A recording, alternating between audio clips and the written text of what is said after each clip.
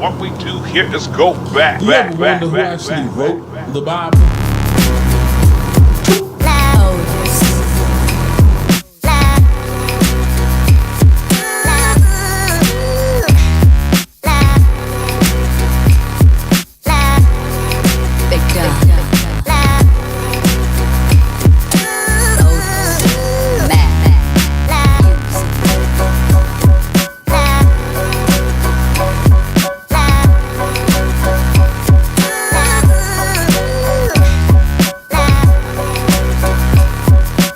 Study the Bible, not the sermon. Who actually wrote the Bible? Locksmith, knowledge is the key. Fifth day of the week, things that make you go, And we, fresh new questions. Who actually wrote the Bible? Did King James write the Bible? Is the New Testament a white man's book? Are there books missing out the Bible? How about the infamous letter J? Right? In this series, we're going to deal with all of those things. And we're going to determine the book is actually going to tell us the answer to all of these questions. Right? So all we need to do is read the book. And that's why the name of this series is going to be called Read the Book. And for right now, who actually wrote the Bible? I'm going to drop a link in the comments about, it's a little lecture about how the King James Version actually came about. Because the King James Version, King James didn't even write that. Right? He got about 30 or 40 or 50 different scholars together to all collaborate and translate the Bible. Right? Scholars, linguists. Right? So when you got this dude who been studying Hebrew for like 7 years or 3 months or 2 days, and he trying to explain to you names, try to understand, you know what I mean? These people work for the king, right? He didn't have a doctrine. So, if you could take a moment to subscribe to the channel, hit the little notifications bell so we can spread the word, get it around, and yeah, let's get right into it, right? We want to find out about this book. Who wrote the Bible? Where else better to kick it off but in heaven? Right? Let's go to Revelation chapter 5 and verse 1. And we're going to start this in heaven. Get my book because it's important, right? Even the teacher need to have a book. We're going to read that. Revelation chapter 5 and verse 1. My illustrious reader, when you get that, read that. And I saw in the right hand of him that sat on the throne a book written within and on the backside, sealed with 7 seals. And I saw a strong angel proclaiming with a loud voice, Who is worthy to open the book and to loose the seals thereof? So he said that he saw in heaven a book, right? In the right hand of him that sat on the throne, there was a book written, right? And if you go back chapter 4, he tell you that he's in heaven. Right, but he say he's a book written within and without, within and on the backside and sealed with 7 seals. Right, now this is important because this book is still sealed for the most part. But read. And no man in heaven nor in earth, neither under the earth, was able to open the book, neither to look thereon. Yeah. And I wept much because no man was found worthy to open and to read the book. So he say that nobody was worthy to open the book or to read the book. So that's the kind of book we talking about here. It's sealed with seals, and it says no man in heaven and earth, under the earth, was able to open the book. Can't even look on the book. Right? Forget open. They can't even look on the book. Not worthy. Right? And then John started crying. And then what? Either to look thereon. And one of the elders saith unto me, What'd he say? Weep not. Behold, the Lion of the tribe of Judah, the Root of David, hath prevailed to open the book, yes, and to loose the 7 seals thereof. And I beheld, and lo, in the midst of the throne and of the 4 beasts, And in the midst of the elders stood a lamb, as it had been slain, having 7 horns and 7 eyes, which are the 7 spirits of God sent forth into all the earth. And he came and took the book out of the right hand of him that sat upon the throne. So we got the lamb, the lion of the tribe of Judah, and the root of David. We all know that's Jesus Christ. And if you don't know, leave me a comment. I'll break it down for you. And say he went and took the book. Read.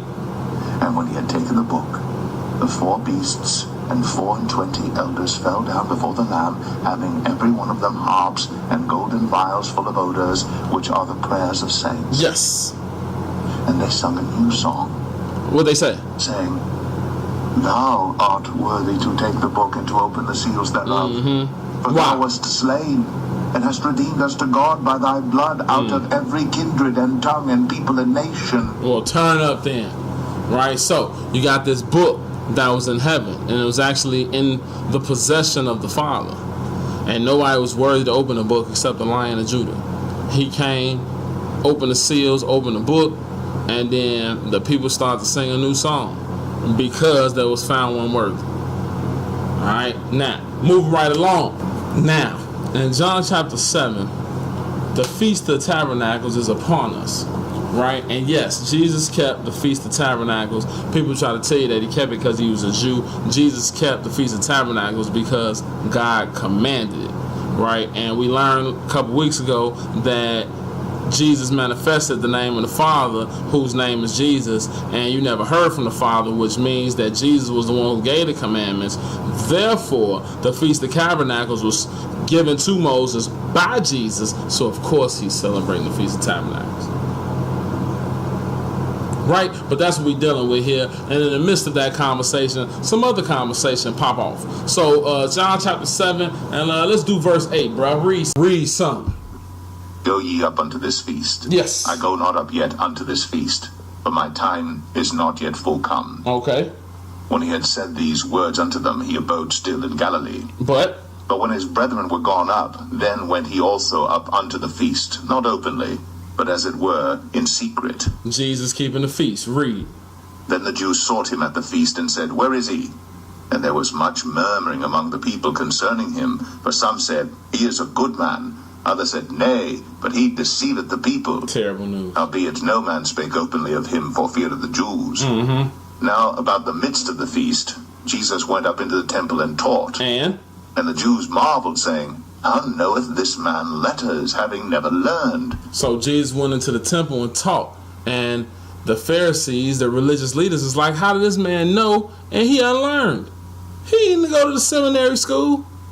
Right? He didn't go to the Theological Society. He didn't go to the Moody Bible Institute. He wasn't taught by Reverend Jones. He never sat up under the catechisms. Right? That's what they saying to him. How he know this stuff and he ain't never learned? He's unlearned. He never sat in class with us. Jesus answered them and said, What'd he say? My doctrine is not mine, but his that sent me. Ooh, turn up, boy. Couple things here. People got them little spiritual memes they be liking to put on Instagram, Facebook, tomorrow. I don't engage in doctrine. I'm just spiritual, right? No doctrine here, right? Jesus got a doctrine. And his doctrine comes from the Father, right? The God you say you worship and serve, right? That's the doctrine we talking about here.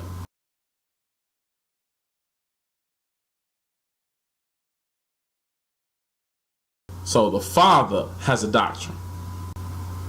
All right, now flip over to Psalms 119, and we just want to read one verse here. And because by the mouth of 2 or more witnesses is a fact established. So we just want to finish establishing this fact on where this word comes from, right? Where this where this word comes from. So Psalms 119 and verse 89. Read it. Forever, O Lord, thy word is settled in heaven.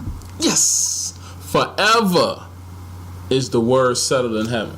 Right? First of all, forever is forever. Secondly, it's settled in heaven. That means the conclusion. It was concluded. It was done. It was a settlement made, and we finished. And heaven is where it comes from. Okay, so whatever corruption you trying to say is corrupted, it came from heaven, and the Lord allowed it to be corrupted.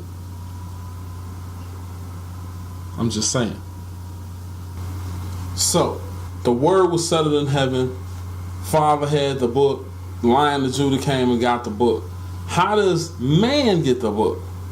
Is the obvious next question, right? Especially if the book was sealed, right? I mean, yeah, Jesus read the book, but I'm saying, did Jesus read the book to us? Exactly how does that work, right? Let's go to back to the book of Revelation, chapter 1 and verse 1. We're going to kick it off there and get us a protocol of some sorts, right?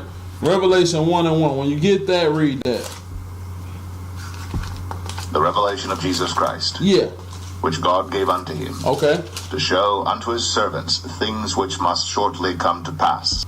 Right? So, revelation of Jesus Christ, God gave to him. So, Father gave it to Jesus, right? Just like we already read. Right? The Ancient of Days gave it to the Lion of Judah. And then what? And he sent and signified it by his angel unto... Hold on. He sent and signified it by his angel his servant John. To his servant John. So we got an angel and then we got John. We got the Father gave it to Jesus.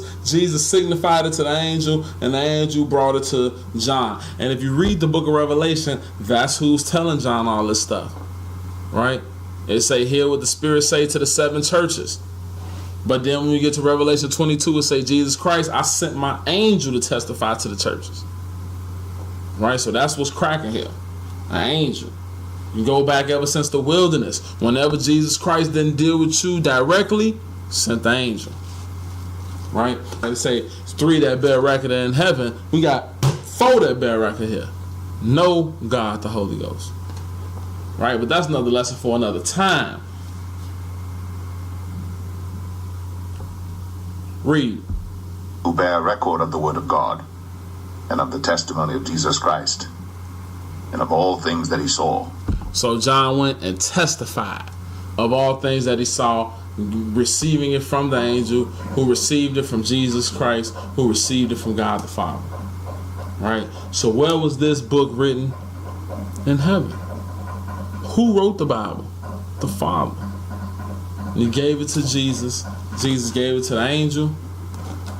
And the angel gave it to John, or in this case John, but the angel gave it to Israel, and Israel's job was to take it to the rest of the earth.